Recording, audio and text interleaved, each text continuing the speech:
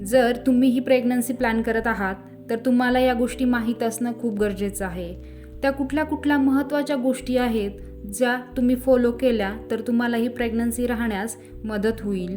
आत्ता आपण पाहणार आहोत या गोष्टी जर तुम्ही फॉलो केल्या तर तुम्हाला खूप सहजासहजी आणि लवकर प्रेग्नन्सी राहण्यास मदत होईल.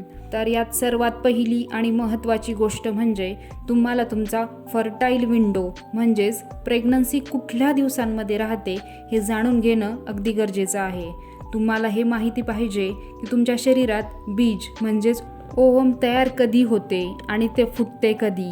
बऱ्याच वेळा बरेच जोडपे संबंध ठेवत असतात, सर्व काही व्यवस्थित चालू असते, तरी पण प्रेग्नन्सी राहत नाही.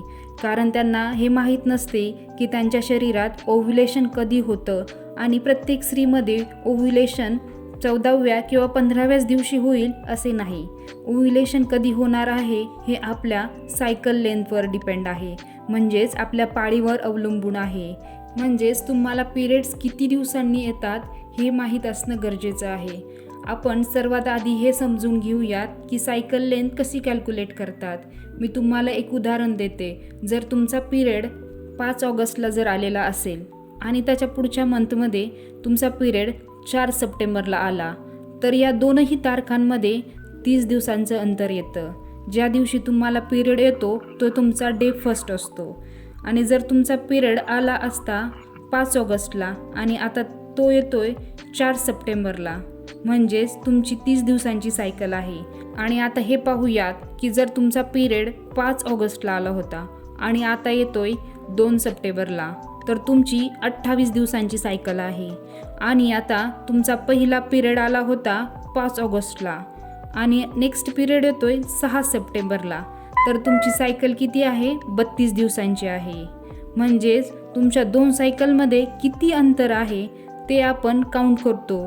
यामध्ये या महिन्यात आलेला पिरियडचा फर्स्ट डे आणि नेक्स्ट मंथमध्ये आलेल्या पिरियडचा फर्स्ट डे.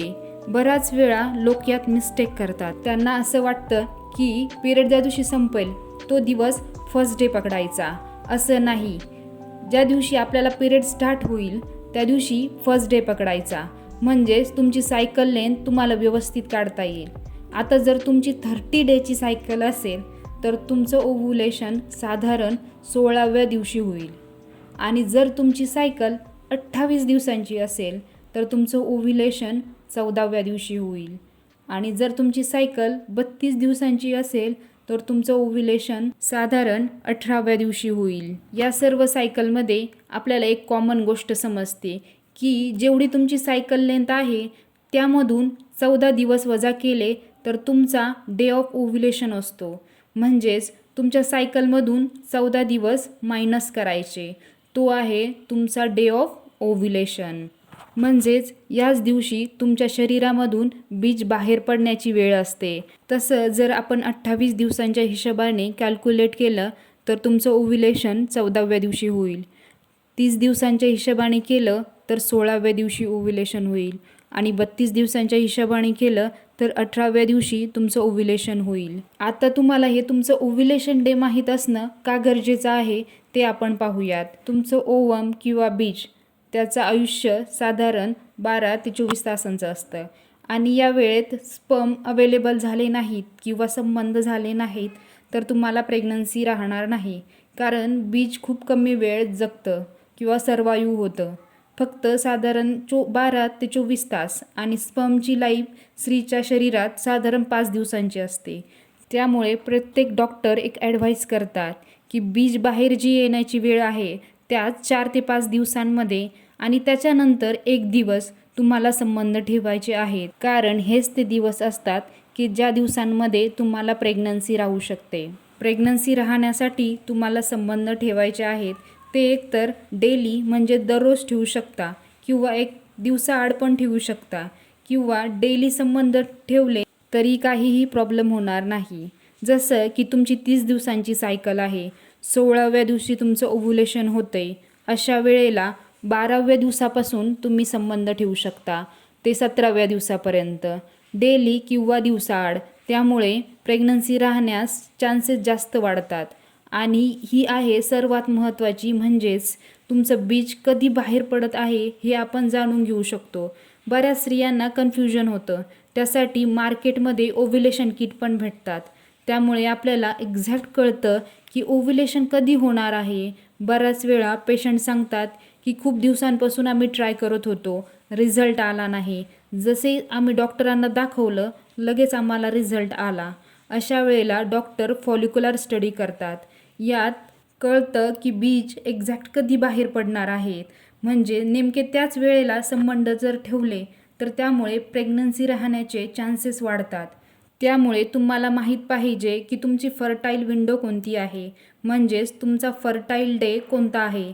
त्या दिवसांमध्ये तुम्हाला संबंध ठेवायचे आहेत आणि त्यामुळेच तुमचे प्रेग्नन्सी राहण्याचे चान्सेस सर्वात जास्त वाढतील. आणि आता दुसरी महत्त्वाची गोष्ट आहे, तुम्ही संबंध ठेवल्यानंतर 15 मिनिटे झोपून राहायचे आहे, लगेच उठायचे नाही. स्पर्म जे असतात ते सहजरित्या आपल्या युटरसमध्ये म्हणजे गर्भपिशवीत जातात. त्यामुळे तुम्ही 15 मिनिटे झोपून राहा. जेव्हा पण आपण IUI किंवा IVF करतो तेव्हाही पेशंटला 10 ते 15 मिनिटे झोपवून ठेवतात.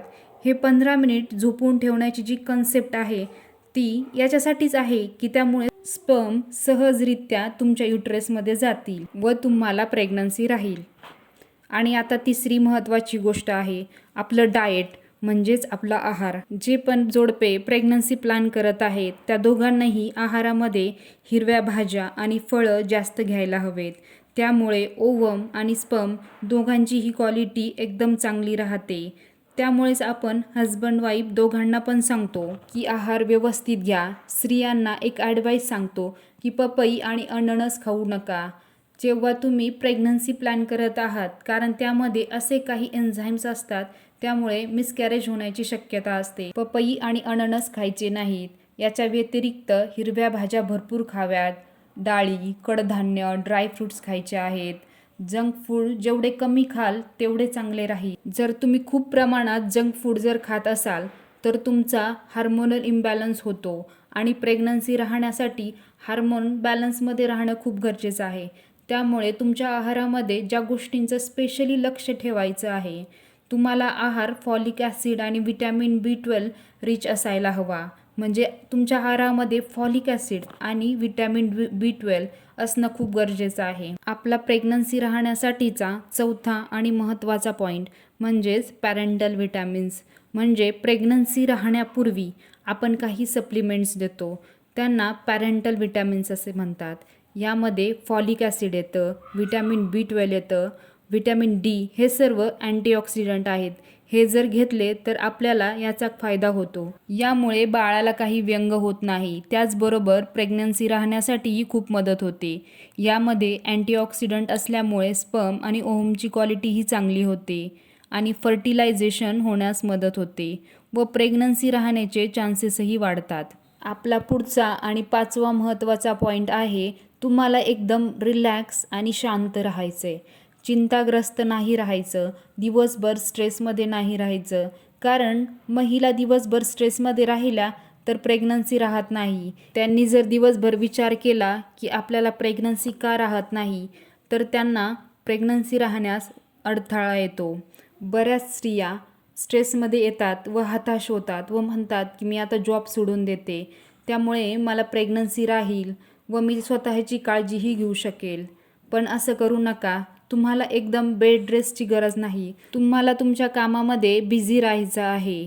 त्यामुळे तुमचा स्ट्रेस लेवलही नॉर्मल राहील आणि प्रेग्नन्सी राहण्याचे चान्सेस वाढतील.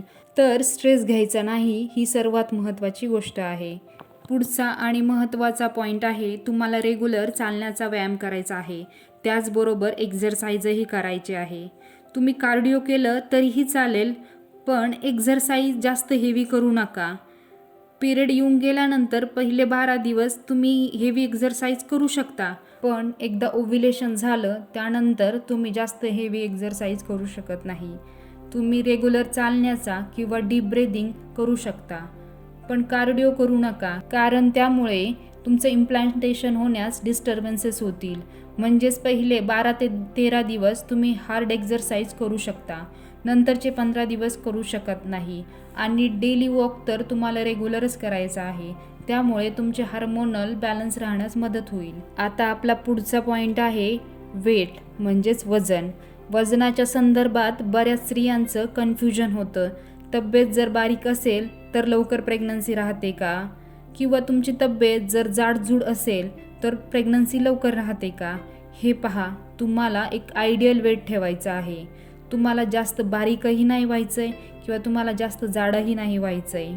एक ऑब्झर्वेशन आहे की बऱ्याच वेळा स्त्रिया वजन कमी करण्यासाठी खूप हार्ड एक्झरसाइज करतात. त्यामुळे तुमचे हार्मोनल डिस्टर्बन्सेस होतात आणि काही लोक बाळ चांगलं सुदृढ व्हावं म्हणून खूप खाऊन वजन वाढवतात. तर तुम्हाला या दोन्हीही मधलं काहीच करायचं नाही. तुम्हाला तुमचं एक आयडियल वेट ठेवायचं आहे. तुमचा BMI साधारण 25च्या आसपास असायला हवा. खूप जास्त BMI असेल किंवा लठ्ठ असेल तर प्रेग्नन्सी राहण्यास कठीण असते. त्यामुळे तुम्हाला आयडियल वेट मेंटेन करणं गरजेचं आहे. यात एकच पॉईंट निघतो की तुम्हाला तुमचं आयडियल वेट ठेवायचं आहे. तुम्हाला ना जास्त बारीक व्हायचं आहे ना तुम्हाला जास्त जाड व्हायचं, म्हणजेच तुम्हाला प्रेग्नन्सी एकदम सहजरित्या राहील. तुम्ही प्रेग्नन्सी प्लॅन करत असाल तर तुम्हाला काही टेस्ट करणेही गरजेचं आहे. थायरॉईड जर असेल तर ही प्रेग्नन्सी राहण्यास अडचण येते. त्यामुळे काही हार्मोन्स आणि थायरॉईड लेवल चेक करणं खूप गरजेचं आहे. हार्मोनल टेस्टमध्ये तुम्हाला प्रोलॅक्टिन, LH आणि FSH वगैरे या टेस्ट करू शकता. त्यामुळे आपल्याला फायदाच होतो. कारण तुम्हाला थायरॉईडचा प्रॉब्लेम जर असेल तर तुम्हाला आधीच कळून जातं. कारण थायरॉईडमुळे कन्सीव्ह करायलाही प्रॉब्लेम होतो. जर तुमच्या शरीरात हार्मोनल इम्बॅलन्स असेल तरीही तुम्हाला कळून जाईल. त्याचबरोबर पुरुषांनी स्पर्म काउंट करून घ्या, म्हणजेच आपल्याला आधीच समजेल आणि आपल्याला त्याच्यावर आधीच ट्रीटमेंट सुरू करता येईल. आपला पुढचा महत्त्वाचा पॉईंट आहे स्मोकिंग. स्मोकिंग ना स्त्रियांनी करायची आहे ना पुरुषांनी. स्मोकिंगमुळे बीज आणि स्पर्म दोघांचीही क्वालिटी खराब होते. स्पर्म काउंट पण कमी होतो. त्यामुळे स्मोकिंग तुम्हाला दोघांनाही अवॉइड करायचे आहे. त्याचबरोबर अल्कोहोल कमीत कमी घ्यायचं आहे. नाही घेतलं तर उत्तमच राहील. त्याच्यानंतर तुम्हाला माहिती पाहिजे की तुम्ही किती दिवस नॅचरली ट्राय करू शकता. बराच वेळा बरीच जोडपे 3 ते 4 वर्ष ट्राय करतात. तुम्हाला असे नाही करायचे. जर तुमचं वय 30 आहे तर तुम्ही साधारण 1 वर्ष नॅचरली ट्राय करू शकता आणि जर तुमचं वय 30पेक्षा जास्त आहे तर तुम्हाला 6 महिनेच नॅचरली ट्राय करायचं आहे.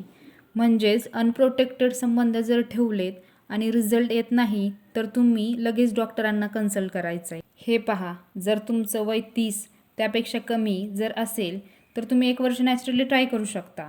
पण तुमचं वय 30पेक्षा जास्त आहे तर तुम्ही 6च महिने नॅचरली ट्राय करू शकता. कारण त्यानंतर तुमचं फर्टिलिटी हळूहळू कमी होत जाते. त्यामुळे 30 नंतर 6 महिनेच तुम्ही नॅचरली ट्राय करा. त्याच्यानंतर लगेच डॉक्टरांना कन्सल्ट करा. शेवटची आणि सर्वात महत्त्वाची गोष्ट, आपल्याला हे माहिती पाहिजे की आपले प्रेग्नन्सी ठेवण्याचं एक्झॅक्ट एज आपल्याला माहिती पाहिजे. कारण बऱ्याच वेळा बऱ्याच स्त्रिया करिअर आणि धावपळीमध्ये प्रेग्नन्सी मागे ठेवतात. पण त्याचबरोबर आपलं वयही वाढत जातं आणि आपली फर्टिलिटीही कमी होऊन जाते. त्यामुळे प्रेग्नन्सी राहण्यासाठी खूप अडथळे निर्माण होतात. त्यामुळे आपल्याला प्लॅन करायचं आहे की आपल्याला आपलं करिअर कधी करायचं आहे आणि आपल्याला प्रेग्नन्सी कधी ठेवायची आहे किंवा प्रेग्नन्सी प्लॅन कधी करायची आहे. बेसिकली आपल्याला आपलं ओव्ह्युलेशन टायमिंग जाणून घ्यायचं आहे. मल्टीव्हिटॅमिन घ्यायचं आहे. तुम्हाला रेग्युलर चालण्याचा व्यायाम करायचा आहे. डीप ब्रिदिंग करायची आहे. एक्झरसाइजही करा. कुठल्याही प्रकारचा स्ट्रेस घेऊ नका. जेवणात हिरव्या पालेभाज्या खा. फळं भरपूर खा.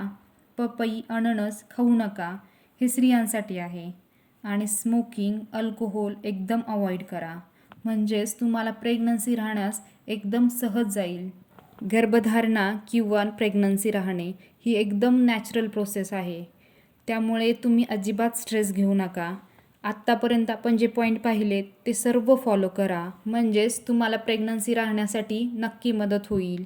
तुमचे जर काही प्रश्न असतील तर कमेंट बॉक्समध्ये नक्की टाका. व्हिडिओ आवडल्यास चॅनलला सबस्क्राईब करा आणि तुमच्या फ्रेंड्सबरोबर नक्की शेअर करा. थँक्यू.